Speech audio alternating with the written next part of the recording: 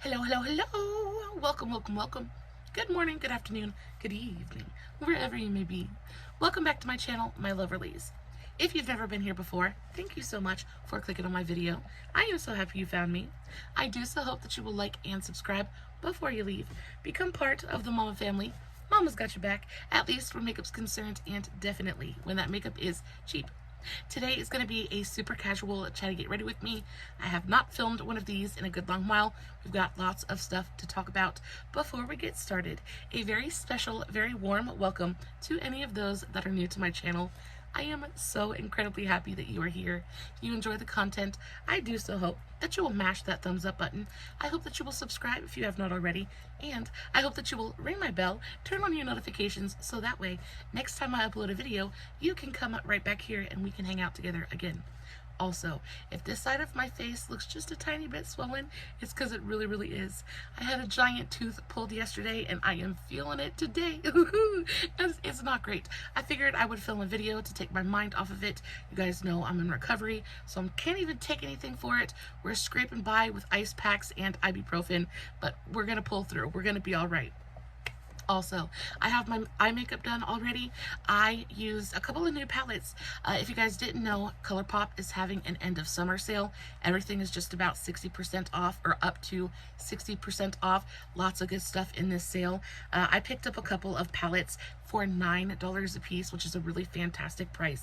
So I picked up the Sage the Day palette, which is such a cute green, and then this one right here is a really gorgeous green brown duochrome. Super, super pretty.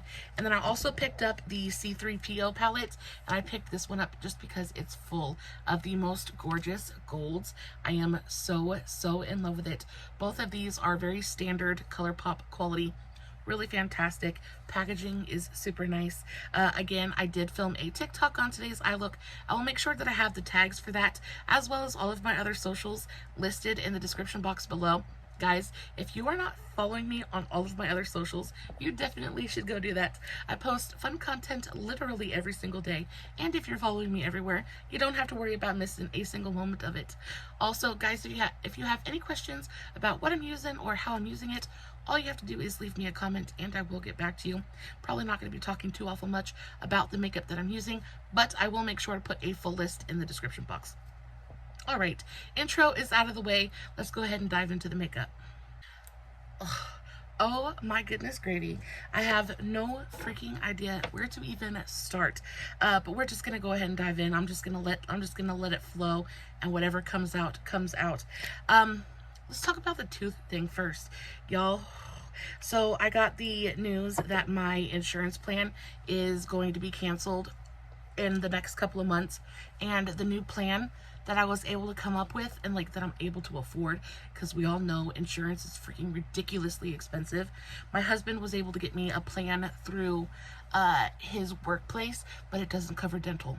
So, and I have a lot of problems with my teeth, so I'm trying to get into the dentist and get as much done as I can before my insurance runs out, because I actually called the dentist. Well, not called, I was there yesterday getting a tooth pulled.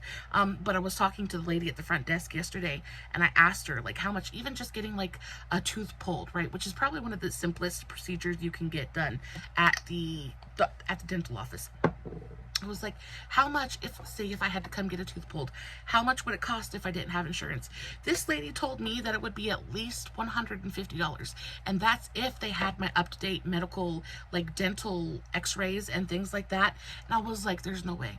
There is no way that I could swing $150 to get a tooth pulled, on top of probably whatever antibiotics or whatever they'd have to prescribe me. Like, I'm not into it. So I talked to her, and we tried to come up with a kind of like a schedule, I guess, so that I can get as much work in my mouth done as possible, so that way I'm not having to come out of pocket for too awful much of it. It's terrifying. Like, I can so understand and empathize why people are so terrified of going to the doctor. Not even because like the doctor's a scary place. We'll get into that in a minute. Not even because the doctor is just a scary place, but because it's a scary place for your freaking wallet. Like, you walk into the hospital and you come out bankrupt. It's absolutely insane. You take like insurance for granted until it's like going bye-bye, and then you're like, oh crap, feels like the sky's falling just a little bit. And then, you know, my husband, I'm really, really fortunate that he has a job that has pretty okay medical coverage and insurance plans, things like that, but it's still so ridiculously expensive. They charge us an arm and a leg, and then they charge us that, and then it's not even like the coverage that we're getting is kind of ridiculous. It's insane. But then, you know what, I was on TikTok, and I follow a couple of Canadian creators, and there was somebody, a video came across my FYP of somebody saying, talking about the medical situation in Canada, and though they have standardized healthcare, I'm not exactly sure what the name of it is, but they have free healthcare. It is so hard to actually get in to see a doctor there. She said that there are waiting lists for doctors, even like therapists and things like that, that are years long. So I mean, it's just a flawed system across the board. Nobody's got it right yet. You know, Americans think that Canadians have it, you know, amazingly, and they think we have it amazingly because even though we have to pay for it, at least we can get in to see the doctor. It's a lose-lose situation across the board. It is truly, truly terrifying. I'm glad that my son is able to go to the doctor and that I really don't have to worry about him. But tooth pain is just one of those things that you cannot ignore. Also, I have a little bit of trauma when it comes to the dentist. Y'all, I am such a baby when it comes to the dentist. Like, I go because I like to think that I'm brave, and I'm terrified of tooth pain, but I am such a baby. It's like the minute I walk through that door, when I was younger, my dad was a giant redneck, and loud and proud about it, but we would ride around in the back of his pickup truck, and we'd go like haul logs and haul trash, things like that. Well, one day we were riding in the back of a van. My dad had a van at the time, like, you know, one of those that have the doors that shut, the back doors that come up and then shut.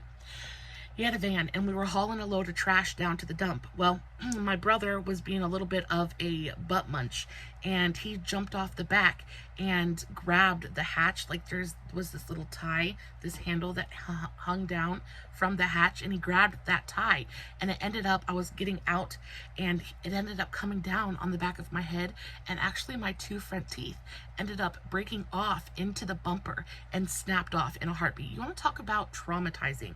Absolutely traumatizing. Well, after that, I've had serious problems with my teeth since then, and actually both of my front teeth are fake. One of them is porcelain, and then one of them is a partial, because when I actually ended up having the work done when I was little, they did a great job and they gave me porcelain crowns, but what ended up happening is the dentist I went to left a piece of cotton up inside my tooth, and it just turned into a really, really bad infection.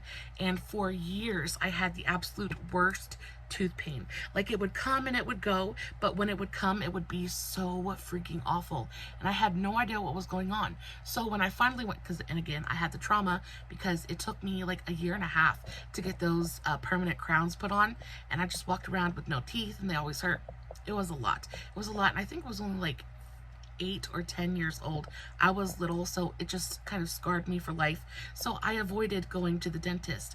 So I would sit there and I would have this insane tooth pain, not knowing what was causing it. So I finally broke down because I was getting a soft spot in the roof of my mouth. Come to find out, they left that piece of cotton up there, caused a massive infection in my mouth, and actually the infection started to eat the bone at the roof of my mouth and was headed up towards my brain. So I ended up having to get that full tooth pulled and let the infection drain, and then getting a partial to kind of replace it.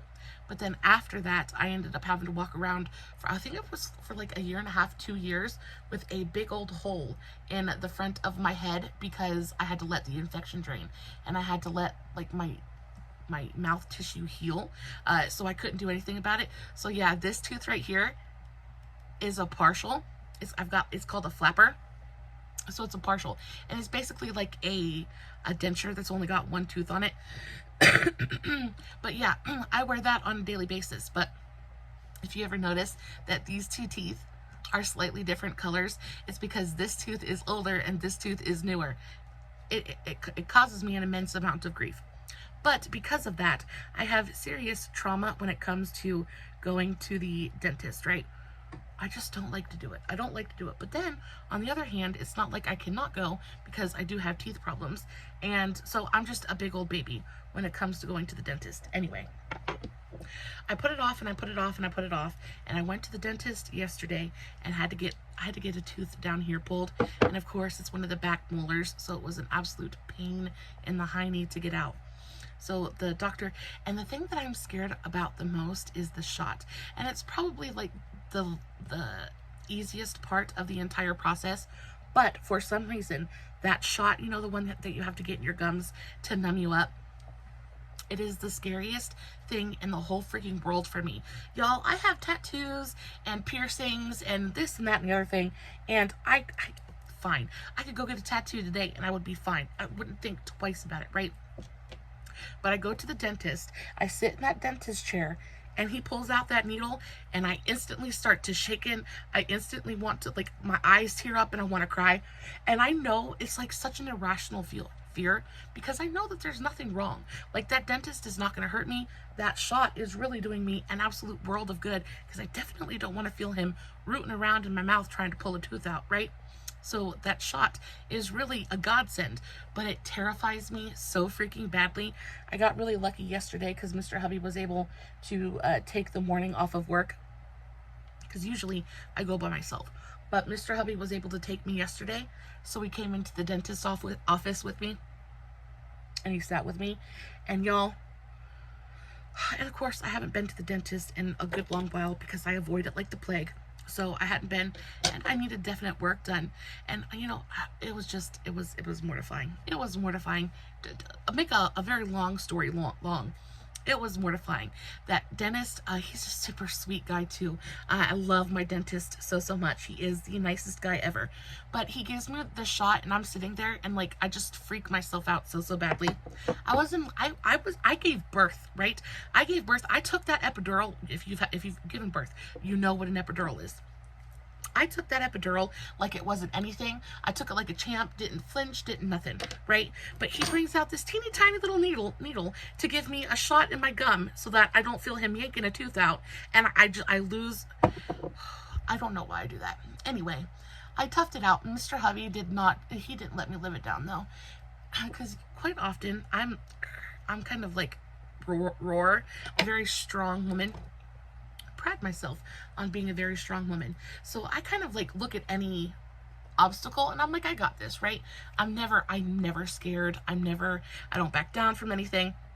And then my husband's never seen kind of like that side of me. In 14 years of us being together, my husband's never seen that side of me. He's never been in a dentist appointment with me before. That's why. But I was sitting there getting that shot in my gum, and y'all, I was just sitting shaking in the chair. I felt like such a dork. I felt like such a doink. I was like, ugh. And then of course, you know, he gave me, my big strong woman, he gave me so much crap about it yesterday all day. He was very sweet about it, so don't get mad at him. He just thought it was so funny that I can go get tattoos and piercings and things like that and couldn't manage to get a shot in my gum without losing my mind. Trust and believe that if I didn't have, if like I knew how to not work myself up about it so much, I would do that. But like it just, it messes with my brain. It's trauma. It's childhood trauma. I'm telling you. At least that's the excuse I'm using. We're gonna go with that. And then Sean started school last week. It is his second week back to school. It's his second week of the school year, and he's finally starting to kind of reacclimate himself, but it's been a little bit rough at getting to this point. And he is in marching band. Absolutely adores it. My son, I actually was in band when I was in high school, and he's in band. I was not in marching band though. I was in show band, like we were in concert band. That's what we were called. We were a concert band, but my son does marching band, which, unbeknownst to me, is incredibly physical. And my son comes home because he has to stay every single day. Every single day after school, he has to stay and practice. And I respect his band teacher. She pushes those children to their very max, which is what they need. I love my son, but he's spoiled and he's a little bit lazy, and as most children are, but he is really having to push himself for this band thing. and he's not used to it, especially not physically. I love my baby, but he likes to be at home on his bed watching TV and playing video games. So for him to be out marching in the hot sun for hours a day is very, very new to him. So he comes home absolutely bushed. And because he's been, y'all, let me know in the comments below if you have to go through this as well. But he comes home and it seems like he instantly takes out all of his frustrations, everything that kind of like didn't go perfect for him throughout the day. It's like he comes home and instantly puts it on me, and I am having a very hard time dealing with it. And even before school started, it seems like that's what he was doing. For some reason, it seems to me like I am the reason for all of his problems. I am the one. I am the one, and he lets me know. And it's not like he's super hateful or disrespectful or things like that, but he's just miserable. And we used to have we still do, but we used to have such a strong bond and like such a great relationship. We used to be very, very close. Now we still are, but it seems like it doesn't seem like he is. He's very much pulling away from me and kind of clinging to his father, which is great. That's great, because that's what needs to happen. He's like he's a teenage boy, and it's his time to be with his daddy and learn how to be a man, all that good stuff, right? But I'm finding that the only interaction I get with this child is he's hungry, he needs clothes washed, or he's mad, or he's irritated, and I'm having a really hard time coping with it, is what's going on. I'm having a really hard time coping with where has my sweet baby gone, and who is this monster that has replaced him. Just seems like he's always irritated, and he's always huffing and puffing and trying to blow my house down. And I don't know what it is that I did. And honestly, I know that it's not me that really did anything, but I can't help but like, why do you hate me? Why do you hate me? What did I do? Because he doesn't want to chill with me. He doesn't want to spend time with me anymore. Like, it seems like every word out of my mouth is cringe to him. And I think I'm a pretty cool chick. Like, I'm not a super old mom, I don't think. And even if I was, he is not supposed to act like I'm that. I'm supposed to be the most important, beautiful, amazing woman in his life until he meets his wife. You know what I mean? Like, I'm not cringe. I'm not old. He calls me old. He calls me old, and it makes me so mad. Cause, baby, I'm only 40. I'm only 40. I'm not old yet. I'm not old yet. I'm not gray yet. And even if I was old and gray, you're not allowed to tell me that. You know what I mean? Like, I want to slap him upside his head so bad sometimes. And I have to really, really restrain myself. And then he goes up to his dad, and he's all buddy, and they bro out. And I'm like, I don't even know what to do about it. I don't know what to do about it. And the talk back that he is, the attitude on this man. My son, he's a sassy little thing. He is a sassy little thing, and he will talk back in a heartbeat. And I have to give him quite a bit of grace, because he's slightly autistic. He's on the spectrum. So he has a hard time kind of regulating his emotions, and what bothers me about that, though, is that he knows that's not going to fly with everybody. So it seems like he just kind of lets himself fly free with me, and he lets his attitude fly free with me, and then everybody else gets the nice, polite version of him, and I just get the grr side, and I don't know what to do about it.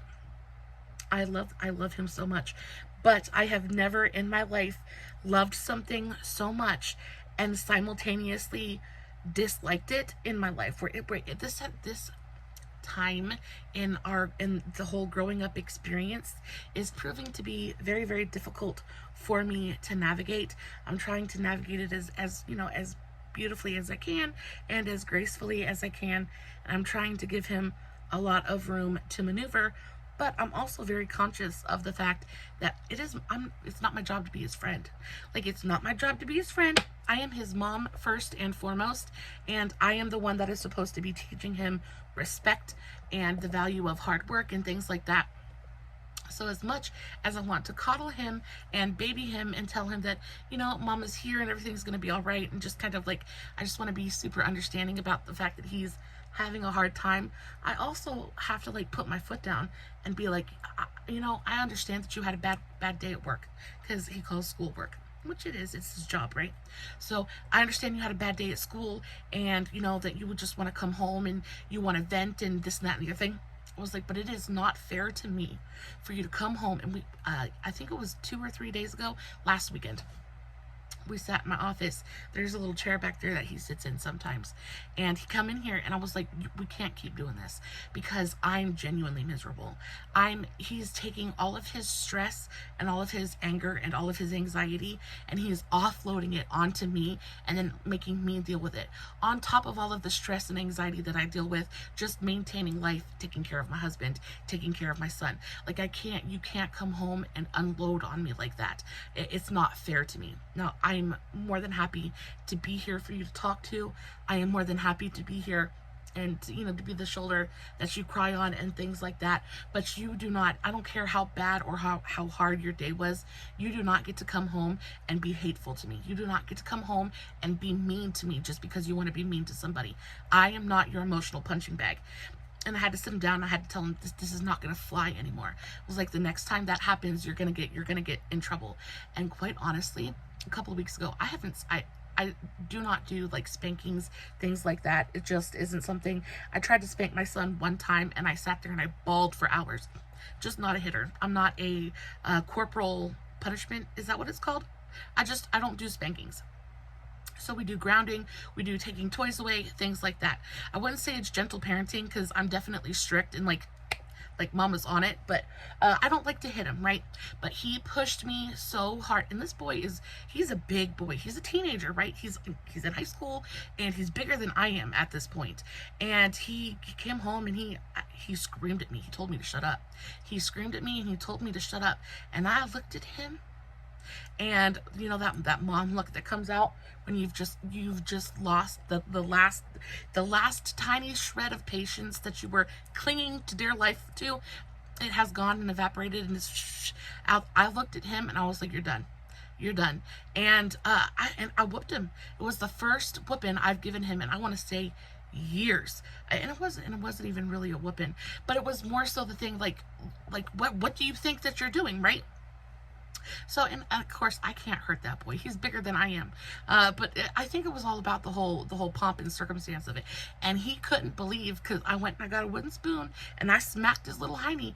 And again, I did not hurt this child. I cannot hurt this child. He's bigger than I am. I want to stress that to you all.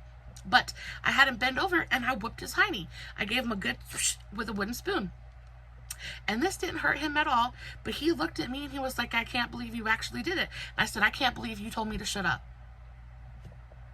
What do you do? What do you do? I think that's the hardest part of being a parent, is trying to figure out how to, because, you know, as much as we all want to think that he's going to respect me and he's going to listen to me because he loves me, baby, I've tried, I've been there.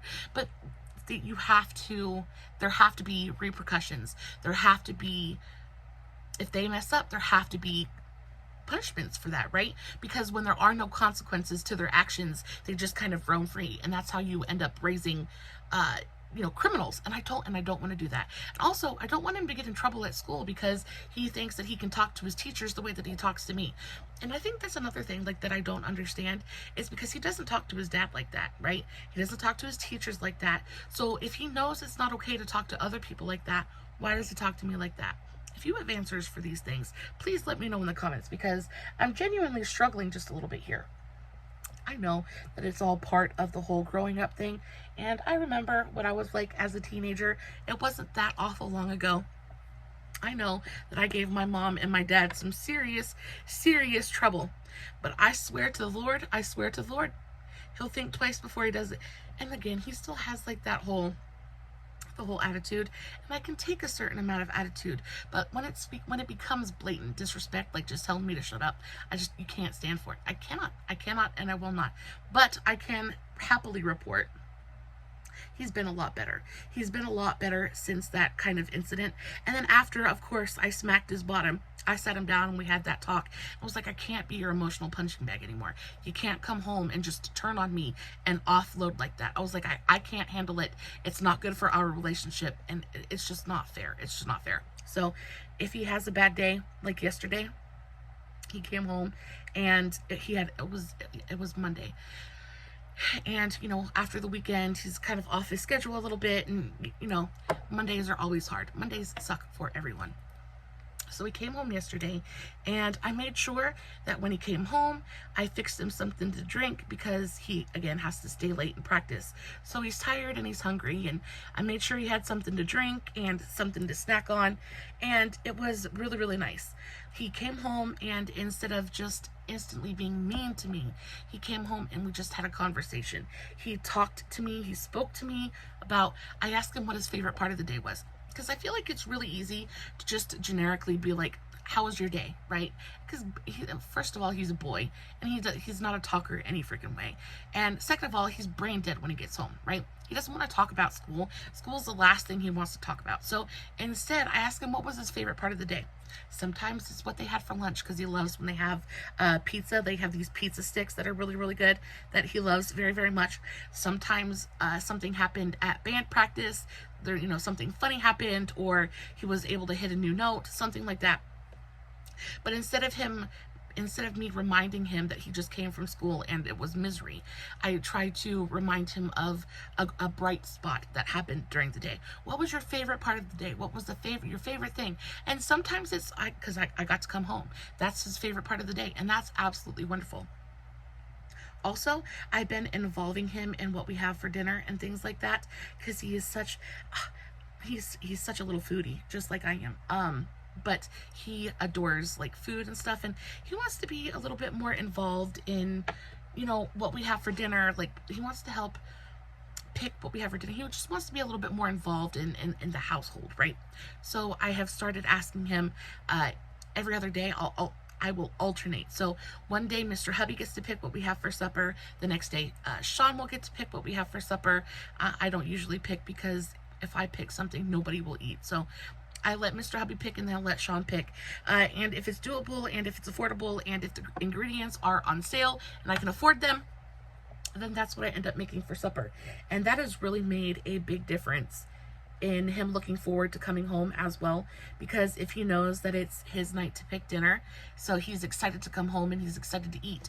And also after dinner, or when he could, because I always make supper, I kind of coordinate it so that way by the time he's getting off from school, supper's like in the oven or on the stove, like I'm actively cooking. So by the time he comes home and relaxes, and Mr. Hubby unwinds from his day of work, everybody's relaxed, and then by the time hands are washed, things like that, it's time to sit down and eat. So he'll come home from school and he'll sit in the kitchen with me, and either he'll help me cook or he'll watch me cook, and that's kind of like our bonding time, because he needs to unwind from his day. I'm kind of like stuck in one spot, because 9 times out of 10 I'm running around the house like a chicken with my head cut off. But I'm stuck in one spot. I'm stuck at that stove cooking. So we use that as a time to talk to each other, and he can help me cook, or he can just talk to me, and it's been a really, really positive thing. So if you're struggling to reconnect, or if you're struggling to kind of like break through, maybe try to involve them in some aspect of running the household, whether it be, you know, taking, like, even if you can make it a chore and like turn it into something positive, like turn it into a responsibility, like something that's important, that makes them feel important, it has made the biggest difference, because then it gives your child a little bit of control, gives them a feeling of control. And I think that's one of the suckiest parts of being a teenager, right? You go to school and you get told what to do, you come home and your parents tell you what to do, and you feel like you don't have any control. So if you give them that one little teeny tiny piece of control, and they feel like they have a say in what's going on, I think it goes a pretty long way towards helping them feel just a little bit more involved, and not quite so much like, you know what I mean? And then, of course, you know, because my son is growing up and I don't have a baby anymore, he is, you know, very squarely in, he's a young man now. He is no longer my baby. I'm struggling because I've been a mama for my entire life, and I don't know what to do with myself. I can honestly say I'm not overbearing, but I have to fight being a helicopter parent. I want to be one of those parents who just kind of stands there and hovers and makes sure that nothing bad ever happens to him, and, you know, that he never has to do anything. And I'm always kind of right up his hiney. So I'm really having to work on that right now. But because I'm having to work on that, I'm having a little bit of almost like, I want to say almost like empty nest syndrome, but my nest is not empty. Does that make any sense? I feel like I have no purpose anymore. I just feel like I'm not really that as needed as I want to be. So of course now all I can think about is I want another baby. I'm 40 years old. I don't need another baby. I am too old to have another baby. Not really like too old, but I honestly don't want to do the whole pregnancy thing. Like I don't want the sleepless nights and the 3 a.m. feedings, things like that. But I have baby fever. I have baby fever, and I don't know what to do about it. I don't know what to do about it. And it seems like, why is it that the minute you get baby fever, you see like it kind of like the AI reads your mind and it pops up. So there's babies all over my TikTok feed. There's babies everywhere. Seems like every time I go onto social media, there's another baby giggling and laughing and reminding me of all the things that I absolutely just I miss so badly about being a mom. But honestly, honestly, I'm infertile now as well, so that I couldn't have another baby if I wanted to. But Mr. Hubby and I have been really thinking about fostering. I feel like fostering is so important. It's so important. It's such a noble thing as well. And you know, when you have the love to give, and there are children out there who, you know, need that love, like why not give it? Like if we have the ability, and the only thing I'm stressing about right now is the money portion of it, because I don't know that we can afford to take in you know, a child. But I definitely want to look into it. I want to look into it because I feel like it could be a really good thing. If you know, if we can help someone, if we and I don't necessarily want to take in a baby. I would like to take in more like teenagers and older children, the ones that really don't get attention, that don't get adopted out, things like that. I'd really love to make a difference, and there's so much love in my heart to give. You know, like I was born to be a mom. I've been a mom pretty much my entire life. Like I pretty much raised my siblings, and then, you know, I had my son when I was super young. So I just feel like I've been a mom my whole life. I don't know anything else, and I love being a mom. It's my favorite part of my life is being a mom. So and pretty soon Sean's just not going to need that. He's not going to need that anymore, and I'm not going to know what to do with myself. So if I've got the love to give and I've got the time to give, why not give it? So I'm going to look into fostering, and I don't know that I want to adopt, because I honestly don't think that I have either. I don't have the money for that. I don't know. If I fall in love with a kid, I don't know, but I want to look into it. I would really like to look into fostering. First and foremost, I want to look into fostering. I want to be able to help as many children as I can. I want to be able to, you know, impact positively someone's life, right? So I'm going to look into that, because the baby fever has really got, it's a big deal for me right now. And I don't, like I said, I don't necessarily want a baby, because I don't know that I have the patience for a baby anymore. Like I think that part of my life is well and truly just, it's gone.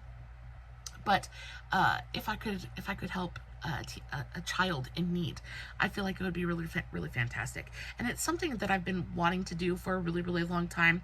And then, you know, COVID hit, because we were thinking about it before COVID hit.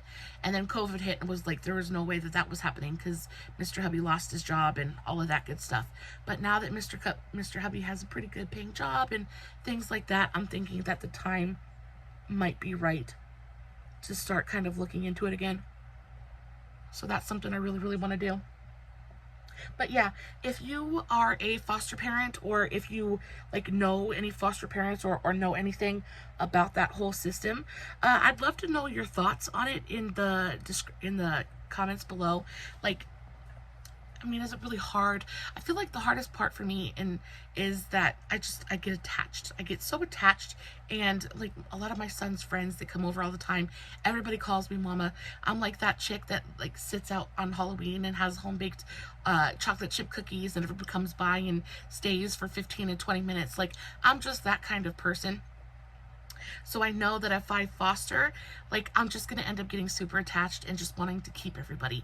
And I think that's one of the things, besides the money thing, that kind of holds me back the most, because I don't know that I can handle getting my heart broken, you know, if I get attached and they can't stay, you know what I mean?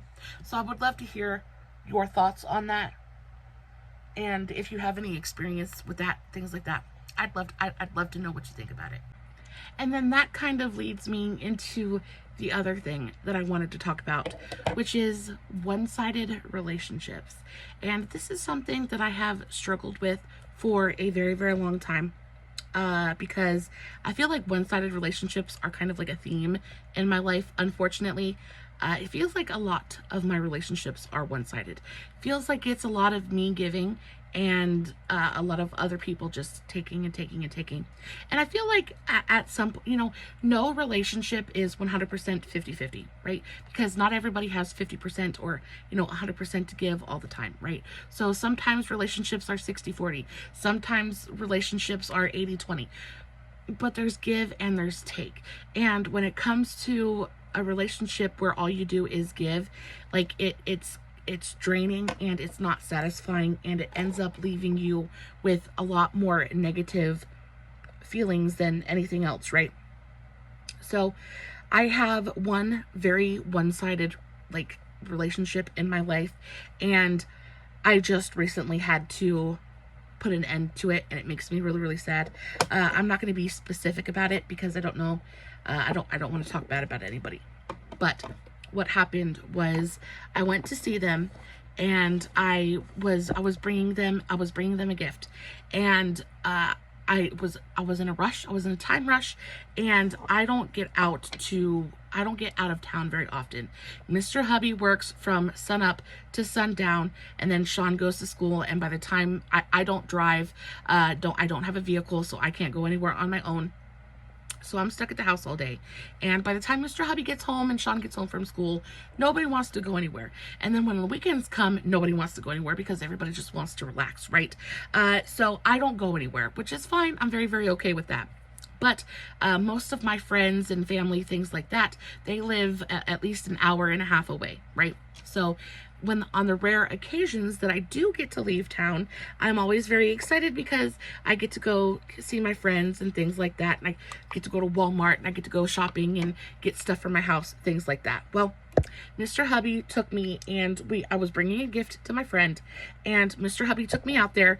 Unfortunately, we were on a little bit of a time crunch because we had a late start to the morning, and we had to be back in time to get Sean off the school bus, right? So I call my friend, and I tell her, listen, I have a present for you, but I can't come to your house. And she's like, oh, well, that's great. You know, I'm just in town. Well, I didn't say I can't come to your house. I said, I'm in town. I have something for you. I have a gift for you. She's like, that's great. She was like, where are you? And I told her I was in line. I was getting some food, and then I was going to go to Walmart. She was like, okay, well, are you just going to go there first and then come out to the house later? And I was like, I just don't have time. I don't have time to go out to come out to your house today. I was like, can you meet me in town? And instantly, and on this day, I'm gonna be honest, I was not in the best of moods. I was hot and I was rushed, and I don't do good when I'm in a rush. So even though I wasn't rude, there wasn't a smile plastered onto my face, and I wasn't like my usual happy peppy self, right? So you could definitely tell that I just wasn't super feeling it that day. Well, instead of her, like I do with her, instead of her seeing that energy and trying to just like give her grace and trying to be like, oh, I understand, you know, like in my brain, like I understand you don't feel good. I'm not going to let that affect my mood though, because I'm going to continue to be nice and sweet to you because I don't want to be another problem for you, right? Like I'm going to try to make this experience as pleasurable as possible. And I feel like I do that with a lot of people in my life. I feel like I am always the one that is swallowing my pain or my emotions and putting on a happy face and catering to other people's emotions. That's what it is. I feel like I'm always the one that is catering to other people's emotions. And I'm not allowed to have a bad day. When I have a bad day, it's like the world is ending and nobody has time for my emotions, right? So instead of her seeing that I was having a bad day and seeing that maybe this could be, because I don't have bad days very often, right? Like I'm blessed in the fact that, you know, I have good days. Like 9 out of 10 times I'm having a good day. Instead of her seeing that, oh, maybe this is a bad day and maybe she needs to give me a little bit of grace, she was like, well, I don't want to come meet you. I want you to come to the house. And I was like, I don't have time for that today.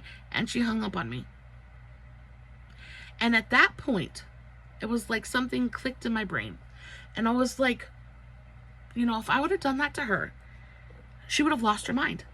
I wouldn't have done that to her. I wouldn't have done that to her. I would have tried to find a way to compromise. If she didn't want to meet me where I was at, we could have met somewhere else. We could have done it a different day. Like, there were 1,000,001 different ways for her to compromise with me, and for us to like, and for it to not have to go in a bad direction. But rather than that, she reacted to the way that I was feeling, and she had to be in a worse mood. Like, it's almost like she had to one-up me in a sense. Like, because I was in a bad mood, she had to be in a worse one. And I just feel like it's so incredibly toxic. I feel like, and it just was like something clicked in my brain. And I was like, you know what? I was like, I'm sitting here trying to do you a favor. I'm sitting here calling you, even though I'm having a really terrible day, and trying to give you something. And you're gonna be hateful to me, and you're gonna have an attitude with me. And I came all the way out here, called you to make sure that you knew that I wanted to give this to you. And instead of you trying to work with me in any way, shape, or form, you're just gonna hang up. You're just gonna hang up on me because I didn't have a smile on my face. Well, and I did have a smile on my face because I wasn't rude to her. I just wasn't my normal happy, peppy, just like, kind of self, right? She wasn't having it. So she hung up on me. And then she wants to text me and be like, I'm here. You can just give it to me. And there was something in my brain that was like, no. No. I don't have to. I don't have to. I don't have to. It was kind of like a switch went off and was like, you don't have to let people treat you that way. You don't have to. And it's like, it's a lot like when I went no contact with my parents before my dad died. And I was like, you know, I'm not going to talk about it too awful much, but I went no contact because I realized I didn't have to let them treat me that way, right? And now I miss my dad a lot, but I still firmly believe that what I did was for the best, for my mental health and things like that. And then I had to think about it the same way, and I cling to this person because they're kind of like that last connection that I have. And I cling to them because I don't want to be alone. And because I don't want to be alone, I let them mistreat me. And I let them mistreat me and yell at me and make me feel small and make me feel tiny. And I wouldn't let anybody else in the world ever speak to me like that. So why do I let this person talk to me like that? And I just wanted to bring this up to tell you guys that if you are stuck in a one-sided relationship, leave. You do not need that person in your life. If that person cannot give you grace one time, the one time that you need it, if that person can do nothing but take and take and take from you, and then the one time you need anything in return, even something so small as to just deal with you when you're having a bad day, you don't need that person in your life. What that relationship is not enriching your life in any way, shape, or form. That person is doing nothing but being an emotional succubus, and you do not need it. Well, mamas, now that my rant is over, this is the finished look for today's video.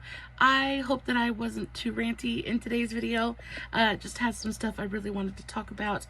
Hope it wasn't too awful boring for you. Guys, as always, I love you so very much. If you have any questions about anything I used, just leave me a comment. I'll make sure I put everything in the description. I just want to reiterate that you are important, that your feelings are important, and you know, you should never let somebody make you feel less important or small. You are just as important as anybody else is. And one-sided relationships are just really not necessary. Guys, I love you so very much. As always, no filters, no fancy lighting. It's just me sitting in front of my camera, ranting just a teeny tiny little bit. Hoping you guys are enjoying what I'm doing. And until next time, stay safe, take care of yourselves, and remember, you're important. Bye.